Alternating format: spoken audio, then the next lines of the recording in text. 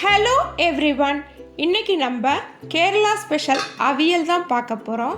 இதுக்கு நீல நீல துண்டுகளாக நறுக்கின கேரட், முருங்கைக்காய், சேனக்கிழங்கு, அவரைக்காய், கொத்தவரங்காய், மாங்காய், பூசணிக்காய் எடுத்திருக்கேன்.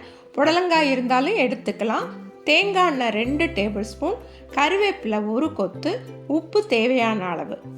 அரைப்பதற்கு 1 மூடி தேங்காய் துருவல், சுவைக்கேற்ப பச்சை மிளகாய், சின்ன ஜீரகம் சேர்த்து மிக்சியில் பெருன்னு அரைச்சிக்கணும்.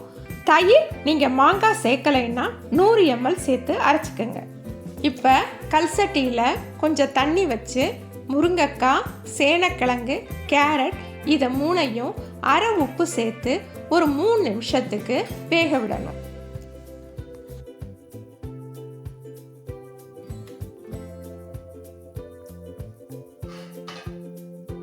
இப்போ 3 நிமிஷம் வெந்ததுக்கப்புறம் கூடவே கொத்தவரங்காயும் அவரைக்காயும் சேர்த்து திருப்பி ஒரு 3 நிமிஷம் வேக விடலாம். காய் பாதிக்கு மேலே வெந்ததுக்கப்புறம் மாங்காயும் பூசணிக்காயும் இது கூட சேர்த்து வேக விடணும். இப்போ தண்ணி பார்த்தீங்கன்னா மொத்தமே ஒரு அரை டம்ளர் தண்ணி தான் எக்ஸ்ட்ரா இருக்குது. ஏன்னா பூசணிக்காய் தண்ணி விடும். புடலங்காயுமே சேர்க்குறது பார்த்திங்கன்னா இந்த டைமில் சேர்த்திங்கன்னா எல்லாமே வெந்துடும். மூடி வச்சு ஒரு 5 நிமிஷம் திருப்பி வேக விடுங்க. தேவையான அளவு உப்பு சேர்த்துக்கலாம். இது கூட தண்ணியும் தேவைப்பட்டால் ஊற்றுறதுக்காக ஒரு கிண்ணம் தண்ணி வச்சுருக்கேன்.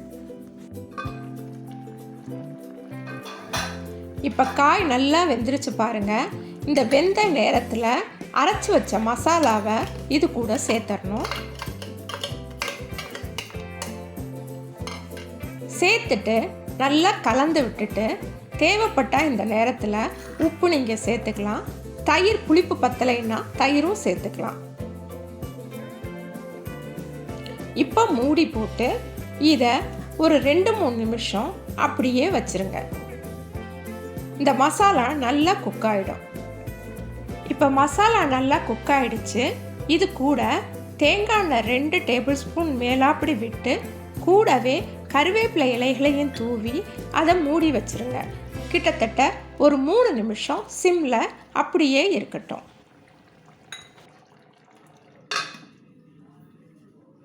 அவியல் ரெடி ஆயிடுச்சு. அடுப்பை ஆஃப் பண்ணிடலாம். சத்தும் சுவையும் நிறைந்த அவியல் ரெடி. ட்ரை பண்ணி பாருங்கள். Thank you. Have a great day.